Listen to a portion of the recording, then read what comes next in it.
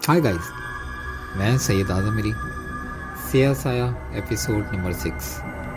Previous episode में आपने सुना होगा कि नरमीन और खुर्रम वापस अपने जगह घर पे आ गए थे और नरमीन की तबीयत ख़राब हो गई थी और वो सब चीज़ें उन दोनों को याद आ रही थी। और लास्ट प्रीवियस एपिसोड में आपने ये भी सुना होगा कि वो लोग दोबारा जाने का प्रोग्राम भी बना रहे थे। अब आगे सुनते हैं कि उनका क्या हुआ और वो कहाँ तक उनका प्रोग्राम पहुँचा, जो दोबारा से वो लोग उसी काली वादी में जाने वाले थे। हाँ खुर्रम, ये तो मैंने सोचा ही न था कि काली वादी कैसी होगी और वहाँ की वो सब्ज़ाज़ार कैसी होगी। हम कल ही वहाँ जाएंगे, खुर्रम ने अटल फैसला करते हुए कहा। मगर खुर्रम, कहीं हम फिर से किसी नई मुसीबत में ना गिरफ़्तार हो जाएं कि हम तो पहले ही एक अफरियत के शिकंजे में फंसे हुए हैं। बस मैं जो कहता हूँ वैसे ही करो, ठीक है? जैसे आपकी मर्ज़ी। ओके, अब तुम कुछ सामान की तैयारी कर लो, ज़्यादा नहीं, कुछ सामान रख लो और बस जाने की तैयारी पकड़ो। अगली सुबह को दोनों गाड़ी में बैठे हुए थे और उस काली वादी की तरफ जा रहे थे। सफ़र के लम्हात बड़े पुरमसरत थे, लेकिन के सारे रास्ते में ही दोनों एक दूसरे से हंसी मजाक कर रहे थे। खुर्रम ने फ्रंट साइड के दोनों शीशे खुले छोड़ दिए और नरमीन के घने बाल बार खुर्रम के चेहरे पर आ जाते और खुर्रम मुस्कुराकर इन्हें हटा देता था। नरमीन से वो जो मैंने जुमला भी कह देता था और बेसाख्ता नरमीन के चेहरे पर मुस्कुराहट बिखर जाती थी। तुम बहुत ही हसीन व जमील लग रही हो खुर्रम, तुम भी कम नहीं लग रहे। अचानक गाड़ी के फ्रंट स्क्रीन पर एक बड़ा अज़हा आकर स्क्रीन पर इसकी चमकती हुई खाल सूरज की रोशनी में इंतहाई शुआएं पैदा कर रही थी। नरमीन की भयानक चीख निकल गई और वो खुर्रम से लपट गई।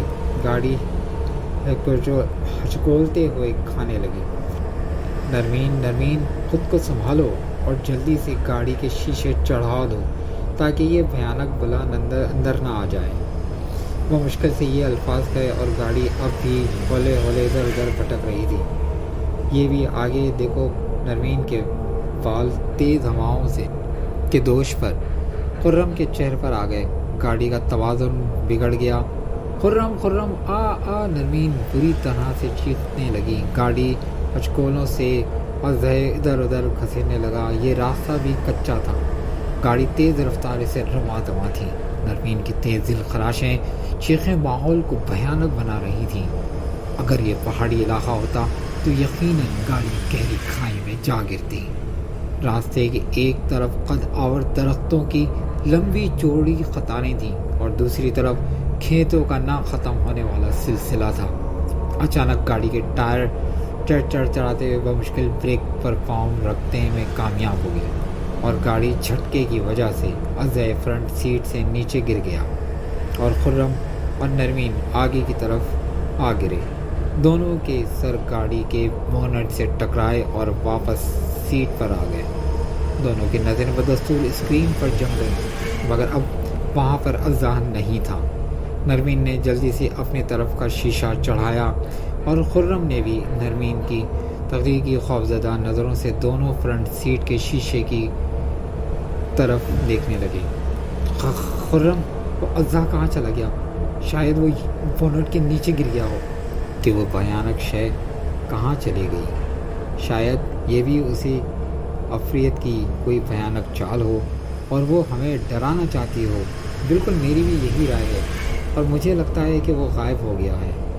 दोनों अभी हम ख्याल ही कर रहे थे कि अचानक उनकी फंकारी की आवाज़ें सुनाई दी। नरमीन खौफ से दौड़ की शदीद से खुर्रम से लपट गई।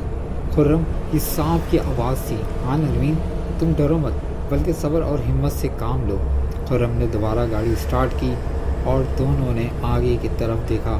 गाड़ी के शीशे बंद थे और वो दोनों खुद को महफूज जाहिर कर रहे थे। गाड़ी आगे बढ़ रही थी। खुर्रम ने गाड़ी की रफ्तार तेज़ कर दी। नरमीन ने पीछे मुड़कर देखा, मगर पीछे सिर्फ अड़ी हुई धूल थी और उसमें दूर दूर तक कोई उड़ता हुआ नज़र नहीं आ रहा था। ये सब क्या था? नरमीन की खौफ में डूबी हुई आवाज़ सुनाई दी। ये शायद نظر کا دھوکہ جو اکثر ہارٹ ریٹس کی حصہ ہوتا ہے۔ نرمین، تمہیں تو خود کو مضبوط کرنا چاہیے کیونکہ تم تو باقاعدہ طور پر ہارر اسٹوریز پڑھتی ہو۔ ہاں خرم، میں نے تو کبھی بھی اس پہلو پر سوچا ہی نہیں۔ ہاں نرمین، تمہیں سوچنا چاہیے تھا، بلکہ تمہیں تو مجھ سے زیادہ خود کو مضبوط سمجھنا چاہیے تھا کیونکہ تم باقاعدہ طور پر ہارر اسٹوریز پڑھتی ہو، ریڈ کرتی ہو۔ اوکے خرم، میں اب بہت ہی سمجھداری سے آنے والے واقعات کا مقابلہ کروں گی۔